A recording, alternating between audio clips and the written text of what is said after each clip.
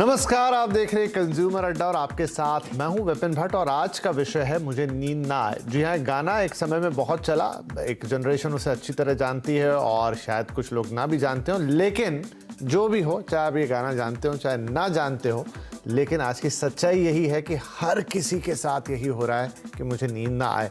आखिर क्यों हमारी नींद कम हो गई है? कुछ कारण मोटे मोटे तो हम जानते हैं भाई। एक बहुत ही जनरल कारण है आपका मोबाइल फ़ोन, जिसके बारे में हम जानते हैं, उस पर तो चर्चा करेंगे, लेकिन क्या कुछ और भी कारण हैं? नींद कितनी इंपॉर्टेंट है और आखिरकार इस नींद को खो के आप क्या अपना सब कुछ खो रहे हैं, अपनी प्रोग्रेस खो रहे हैं, अपनी हेल्थ खो रहे हैं? और अगर ये सच है तो फिर इसे कैसे वापस लेकर आएंगे? आज इस पर एक बार फिर से फोकस रहेगा, क्योंकि यहाँ एक बड़ा पॉइंट है कि हिंदुस्तान दुनिया में कम सोने वाला दूसरा देश पूरी दुनिया का हो गया, जहां लोग इन दिनों बहुत कम सो रहे हैं, जो कि ठीक नहीं। आइए कुछ पॉइंट्स देखते हैं, आखिर नींद के साथ हो क्या रहा है, क्यों नहीं आ रही है आपको नींद? तो बदलते मौसम का नींद से कनेक्शन है। मौसम इस वक्त बदल रहा है, तो क्या यही एक रीजन है? लेकिन मौसम बदलने के बाद भी क्या हम सो पाएंगे? Let's see. गर्मी में कम, सर्दी में ज्यादा नींद। हाँ ठीक है भाई, ऐसा होता है।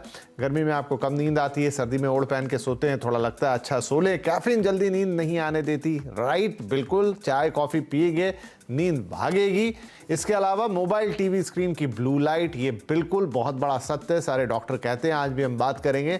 आप इसको शायद बदल नहीं पा रहे हैं। टीवी देखते हुए और फोन चलाते हुए हम सब लोग सोते हैं, मनोरंजन के लिए नींद को टालते हैं। हाँ डेफिनेटली, वेब सीरीज, ये वो तमाम चीजें, यूट्यूब, यही तो कर रहे हैं हम इन दिनों। और इसके अलावा तनाव, जी हाँ, लाइफ स्ट्रेस है। ट्रैवल और कामकाज का रूटीन में भी कुछ लोगों के लिए हाँ, कुछ लोगों के लिए ना, लेकिन ये भी एक कारण हो सकता है। और सोने के पहले पेट भर के खाना खा लेते हैं। अब यहाँ भी एक डायकोटोमी है कि कुछ लोगों को खाना खा के ही नींद आती है और कुछ लोग इतना खाना खा लेते हैं कि उन्हें शायद नींद ना आती होगी। लेकिन देखिए, ये तमाम चीज़ें हैं, इसमें से बहुत सारी चीज़ें हम जानते हैं, बहुत सारी चीज़ें हम, शायद एक दो चीज़ें होंगी जो नहीं जानते हैं तो जान ली। लेकिन नींद की समस्या तो बड़ी समस्या है। बहुत सारे लोग कम सो के भी अच्छा रह लेते हैं, लेकिन कुछ लोगों को ज़्यादा भी लगता है। तो थोड़ा सा रहस्य है यहाँ पर नींद के साथ, आज सुलझाने की कोशिश होगी। हमारे साथ जुड़ रहे हैं इंद्रप्रस्थ अपोलो हॉस्पिटल के senior consultant respiratory and sleep medicine doctor MS Kanwar, the healthy Indian project की एडिटर नीलिम सिंह और लाइफस्टाइल कोच मधुलिका तनेजा। आप सभी का बहुत बहुत स्वागत है। सो डॉक्टर साहब, आपसे शुरू करते हैं। तौर साहब, हिंदुस्तान, अब एक रिपोर्ट जिसका मैं जिक्र कर रहा हूं कि हम दुनिया में नंबर 2 पर आ गए हैं, जहां पे लोग सो नहीं रहे। मेरे ख्याल से जो आजकल ये हैंड डिवाइस आ गए हैं, जिससे आपकी नींद मॉनिटर होती है, फिर उस पर रिपोर्ट्स बन जाती हैं, और ये एक हद तक सही भी है। लोग टीवी देखते हैं, मोबाइल देखते हैं, ये वो। कम सोना कितना खतरनाक है? या फिर ये चलता है, इट्स ओके, आप थोड़ा कम सो लेंगे तो कोई खास फर्क नहीं पड़ेगा, थोड़ी थकान महसूस होगी? या फिर ये लॉन्ग टर्म में बहुत ज्यादा तनाव या दिक्कत पैदा करेगा? Very important question. Long term तो फर्क पड़ेगा ही पड़ेगा, इवन शॉर्ट टर्म भी इसके इफेक्ट्स काफी खराब रहते हैं। और कम सोना means now what is adequate sleep? कोई जमाना था जब हम समझते थे कि 8 और 9 घंटे की नींद हमारे लिए जरूरी है, एक नॉर्मल अडल्ट के लिए। छोटे बच्चे के लिए ज्यादा चाहिए, और as you older you get into a set pattern के 8-9 घंटे की नींद आपको चाहिए होती है। लेकिन अभी हमारा पिछले 20-30 सालों में कुछ लाइफस्टाइल चेंजेस ऐसी हो चुकी हैं कि धीरे धीरे हमारा स्लीप सेंटर और हमारा स्लीप साइकिल्स भी कुछ हद तक बदलाव आया है, जिसमें कि तकरीबन 7 घंटे की नींद को एडिक्वेट समझा जाता है। हमारे टाइम प्रेशर समझे, हमारे वर्क प्रेशर समझे, हमारे एंजाइटी, हमारे जो सोने का वक्त इन जनरल कम हो गया, वर्क प्रेशर्स हैं, कुछ भी हैं, लेकिन दिस इज ये सच है। और इसमें हमें इसके जो साइड इफेक्ट्स है वो झेलने पड़ते हैं। और अब इससे क्या होगा? Obviously depression, anxiety is one thing, लेकिन धीरे धीरे लोगों में ओबेसिटी भी बढ़ जाती है, memory deficit is a big problem, और शुगर्स बढ़नी शुरू हो जाती है, ग्लूकोज इंटॉलरेंस बढ़ जाती है, और अब फर्टिलिटी इश्यूज भी लेडीज में होने शुरू हो जाते हैं। ये सारे चीजें हैं जो बड़ी क्लियरली रिसर्चेस में सामने भी आ चुकी हैं। यहाँ तक कि कैंसर का इंसिडेंस भी लिंक किया जा रहा है कि स्लीप डेप्रिवेशन से लिंक्ड है।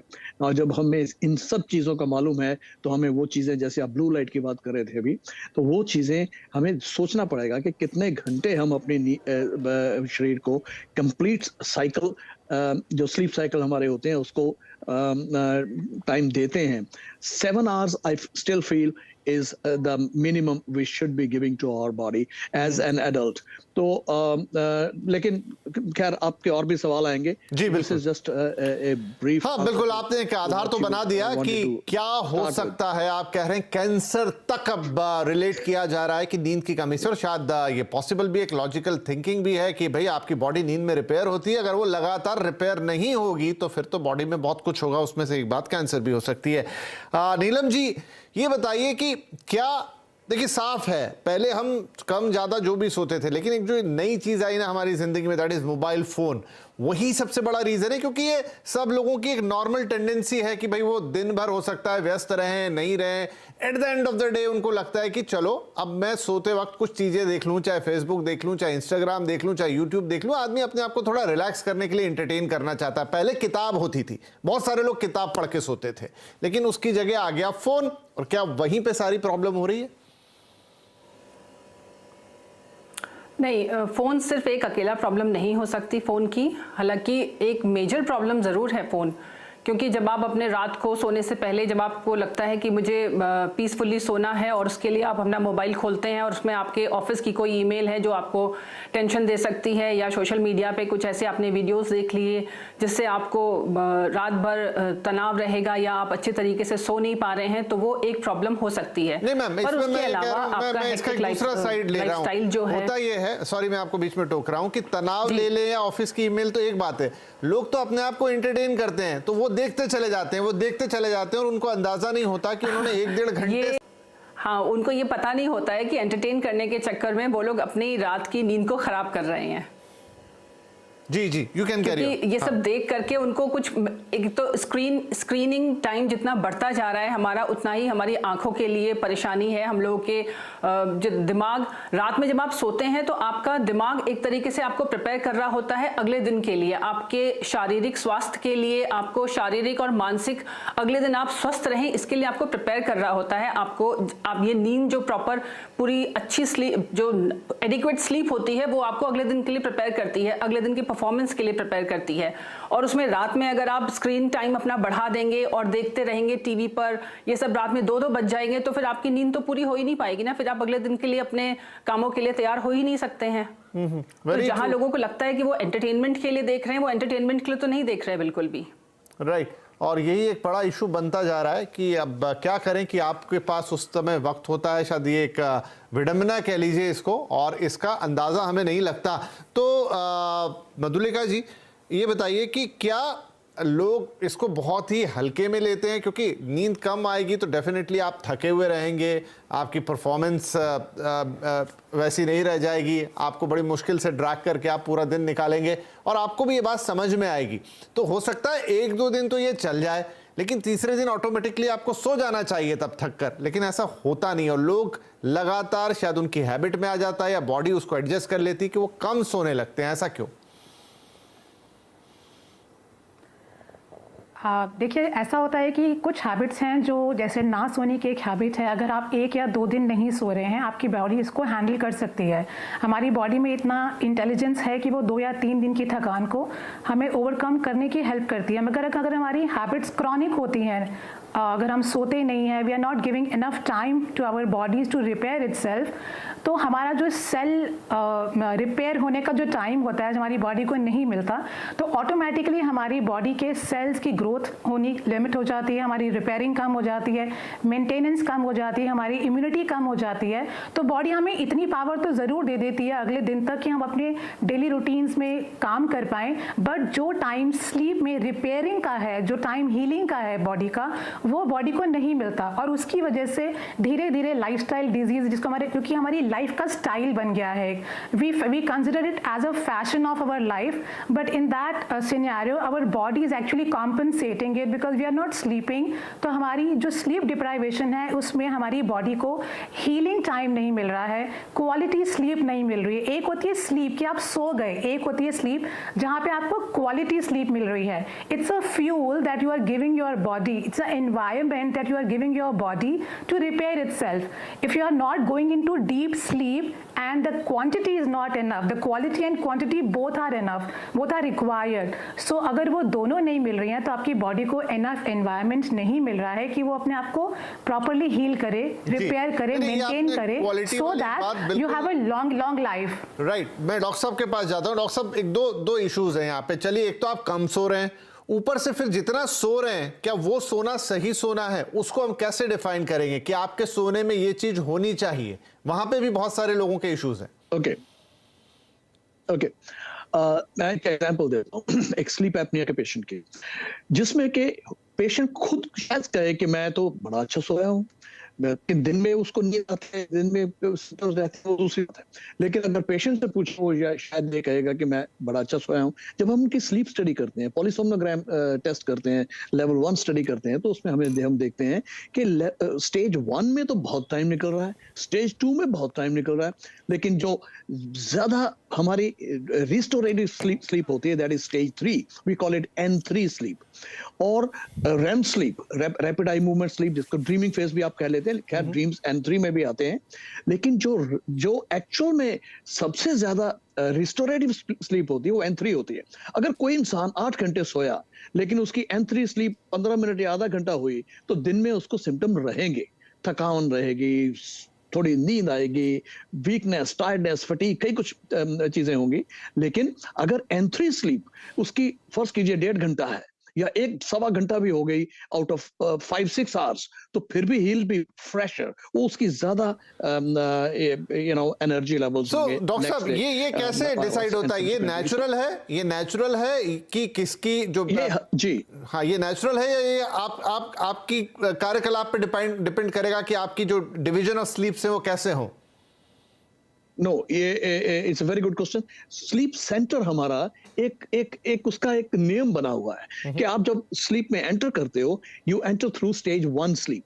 स्टेज 1 स्लीप जो होती है वो मुश्किल से 5-10 मिनट तक रहती है, उसके बाद स्टेज 2 शुरू हो जाती है, जो कई बार आधा घंटा पौना घंटा तक चलती है। उसके बाद में फिर तकरीबन 90 मिनट्स के बाद में धीरे धीरे, कभी बीच में स्टेज 1 आ गई, फिर स्टेज 2 चली गई, फिर 90 मिनट के बाद में रैम स्लीप भी आनी शुरू हो जाती है। उसके बीच में N3 स्लीप भी आती है। सो एक ये तरीका है कि N1 से N2 जाएंगे, N2 से N3 जाएंगे, N3 से आप रैम स्लीप में जाएंगे, और रैम के बाद में फिर दोबारा N2 पे आएंगे, फिर N2 और N3 में स्लीप चलती रहती है। जो second half of the sleep time होता है, अर्ली मॉर्निंग आवर्स होते हैं, उसमें rapid eye movement, the dreaming phase ज्यादा होता है, और जो फर्स्ट हाफ ऑफ नाइट होती है उसमें N3 स्लीप रिलेटिवली ज्यादा होती है। सो ये एक हमारा बंधा हुआ पैटर्न है, लेकिन वो डिजीजेस में डिस्टर्ब हो जाता है। अब इंसोम्निया का पेशेंट ले लीजिए, इंसोम्निया के पेशेंट में ज्यादातर आप देखेंगे स्टेज 1 स्टेज 2 में पेशेंट बेचारा घूमता रहता है, इसलिए उसको दिन में सिम्टम्स रहते हैं और नींद टूटती रहती है, अवेकनिंग्स होती है। 5-10 मिनट नींद आई, उसके बाद में फिर 10 मिनट के लिए टूट गई, फिर तो 5-10 minute I. This is how we define all the different problems जब हम sleep stages को स्टडी करते हैं पॉलीसोम्नोग्राम टेस्ट में। जी बिल्कुल। तो ये एक टेक्निकल चीज है जो नींद के साथ जुड़ी हुई है, लेकिन अब इसको हम सही कैसे करेंगे, ये बड़ा सवाल है। नीलम जी, क्या है मतलब आप द हेल्दी इंडियन में या लोगों को बताते हैं या अलग अलग लोगों से बात करते हैं? अच्छा, ये भी हम देखते हैं कि कुछ लोगों का कम नींद में काम चलता है, कुछ लोगों का ज़्यादा नींद चाहिए होती है, तो ये तो अपने आप में एक पूरा अलग ही विषय है, इस पर तो हम और अलग से आधा घंटा बात कर लेंगे। लेकिन फॉर अ गुड स्लीप क्या करें? आपको लाइफस्टाइल हैबिट्स चेंज करनी है या आपको कुछ मेडिकली करना है, क्या करना होगा? देखिए, अभी तक तो देखिए ज़्यादातर इंडिया में जो एक रिपोर्ट जो आई है, जिसके बारे में हम डिस्कस भी कर रहे हैं कि हम लोग देश के वर्ल्ड के 2nd नंबर पर हैं स्लीप डिप्रिवेशन में। तो सबसे बड़ी चीज़ तो ये है कि हम लोग डॉक्टर के साथ डिस्कस ही नहीं करते हैं। लेस देन 10% इंडियन पॉपुलेशन है जो डॉक्टर के पास जाती है स्लीप डिप्रिवेशन प्रॉब्लम्स को लेकर के। तो एक तो सबसे बड़ी चीज़ ये है कि अगर आपको किसी भी तरीके की स्लीप एपनिया या डे स्लीपीनेस या इंसोम्निया ये सब प्रॉब्लम्स हैं तो आप प्लीज़ डॉक्टर के पास जाइए, उनसे बात ज़रूर करिए, उनसे डिस्कस ज़रूर करिए। इसके अलावा अपना रूटीन, एक हेल्दी लाइफस्टाइल मेंटेन करना बहुत ज़रूरी है। हेल्दी डाइट, एडिक्वेट स्लीप, ये सब चीज़ आपकी बॉडी को रिपेयर करने के लिए बहुत ज़रूरी है। इंसोमेनिया मैं समझ रहा हूँ एक अलग एक वो बीमारी है कि कुछ लोगों को नींद ही नहीं आती, लेकिन ये जिसका आज हम जिक्र कर रहे हैं ज्यादातर लोग स्लीप डिसऑर्डर के बहुत सारे हाँ, मैं कह रहा हूँ कि बहुत सारे लोग जो सो सकते हैं, स्लीप डिसऑर्डर के जानबूझ के या अनजाने में अपनी नींद को कम कर लिया है। जी नहीं, वो अनजाने में इसलिए क्योंकि वो परफॉर्मेंस के चक्कर में अपने ऑफिस में परफॉर्म करने के लिए, स्कूल में अच्छा परफॉर्मेंस के लिए वो लोग ये सोच ही नहीं रहे हैं कि नींद कितनी ज़रूरी है शरीर के लिए। और जितना ज़्यादा आप एज रिलेटेड भी होता है ना, अडल्ट में आपको कम नींद देखने को मिलती है, मधुलिका मैम आपको ज़्यादा जी मधुलिका मैम, क्या यही चीज़ है नींद का? क्योंकि आपके पास अब इतनी चीज़ें हो गई हैं करने के लिए, चाहे वो आपका टीवी, मोबाइल फ़ोन, परफॉर्मेंस, ये करना वो करना, मतलब आपने अपनी लाइफ में इतनी नई चीज़ें जोड़ ली है आज की तारीख में कि आपके पास वो जो 24 घंटे, अब आप उस 7-8 घंटे जो नींद का कोटा था उस पर कैची चला रहे। क्या ये हो रहा है? एग्जैक्टली यही हो रहा है। हम लोग एक कांस्टेंट थ्रेट में जी रहे हैं 24 आवर्स। आप ये देखिए, अब आप दिन भर की अपनी रैट रेस में जब रहते हैं, आपका जो लाइफस्टाइल है उसमें आपकी जितनी भी रिक्वायरमेंट्स है, एक्सपेक्टेशंस हैं लाइफ से, अपने लिए, अपने वर्क से, अपने फैमिली से, तो आपके जो कांस्टेंट ओवरवेलमिंग थॉट्स हैं, जो आपके पॉइंट्स हैं, स्ट्रेसेस, जिनके बारे में आप सारा दिन सोचते हैं, at the time when you are wanting to sleep, at that time also you are not calming your brain, you are not giving any commands to your mind that it's okay and I am now ready to sleep. आपका जो constant thought process है, आपका जो mental overwhelm है, for that reason your brain keeps it as a command that my master needs to think, my master needs to remain in a constant flight and fight mode. समझ गया मैं, क्योंकि मुझे एक ब्रेक लेने का वक्त हो गया। Got your point. तो शायद एक चीज हो रही है कि हमने स्लीप को एक रूटीन चीज मान लिया है। ठीक है, रोज हम सोते हैं, हम सो जाएंगे, लेकिन जिस तरीके से आप एक वॉकिंग का या एक्सरसाइज का रूटीन बनाते हैं ना, सोच समझ के कि नहीं मुझे रोज उठना है इतनी बजे, फिर इतना वॉक करना है, इतना एक्सरसाइज, शायद अब नींद को भी वैसे ही ट्रीट करना पड़ेगा। तो एक छोटा ब्रेक लेते हैं, ब्रेक के बाद उन समाधानों पर आएंगे। समस्या तो समझ गए हैं कि दिक्कत तो है, लेकिन अब क्या कर सकते हैं कि एक अच्छी नींद मिले, क्योंकि हमने सब सुन लिया कि नींद कम हो गई तो क्या क्या हो सकता है, कहां कहां दिक्कतें। अब अच्छी नींद के लिए क्या करना है, सॉल्यूशन इस ब्रेक के बाद। तो मुझे नींद ना आए, हम बात कर रहे हैं कि किस तरीके से नींद, स्लीप डिप्रिवेशन ने, नींद की कमी ने हमारी लाइफ को इम्पैक्ट किया और उसके क्या नतीजे हो सकते हैं और आखिर ये आ कहां से रहा है। अब सब ठीक है, सोचा समझा, जान भी लिया, लेकिन क्या करें। चलिए थोड़े उपाय ढूंढते हैं। क्विकली आप सभी से रिएक्शन चाहेंगे। डॉक्टर साहब ये बताएं कि क्या कर सकते हैं। कम लोग होंगे जिनको इंसोमेनिया एज अब बीमारी एज ए डिजीज होगी, वो अलग केसेस हैं, लेकिन जो आम लोगों ने सोना कम कर दिया ड्यू टू मेनी रीजंस जो हमने अभी बातचीत की, उन्हें क्या करना चाहिए? कुछ आसान उपाय। बड़े स्लीप डेप्रिवेशन तो बहुत ही कॉमन हो चुके हैं। और अभी जैसे सबसे इंपॉर्टेंट चीज जो आप डिस्कस कर रहे थे अभी regarding the mobile use of mobile, the monitor and the computers, I mean, and the television, late night television viewing, and ये सारी चीजें बहुत ही एक तरीके से हमारे इंसोम्निया पे इफेक्ट कर रही हैं, हमारी स्लीप क्वालिटी पे इफेक्ट कर रही हैं। और मैं अपने इंसोम्निया के पेशेंट्स को, जो स्लीप डिप्राइव्ड है, उनको एक चीज स्ट्रेट अवे कहता हूँ कि आधा घंटा सोने से पहले आप सारी ब्लू लाइट्स, ये चाहे ये मोबाइल है या इंटरनेट है या योर कंप्यूटर और कुछ भी आप जो टीवी वगैरह में देख रहे हो, सब कुछ बंद कर दो half an hour before your sleep time.